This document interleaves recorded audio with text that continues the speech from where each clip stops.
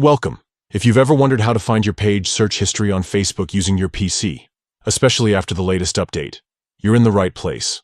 Today I'll walk you through each step so you can quickly review or manage your search activity on Facebook. Let's get started. First, open Facebook in your preferred web browser. Make sure you're logged into your account so you have access to all your settings and features.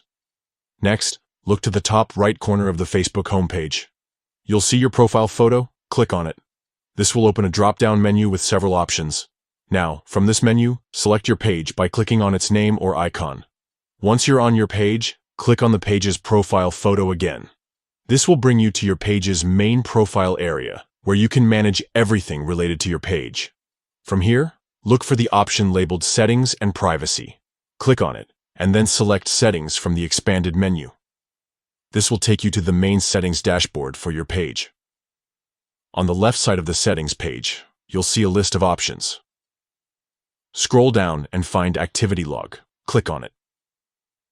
The activity log is where Facebook keeps a record of your page's actions, including your search history.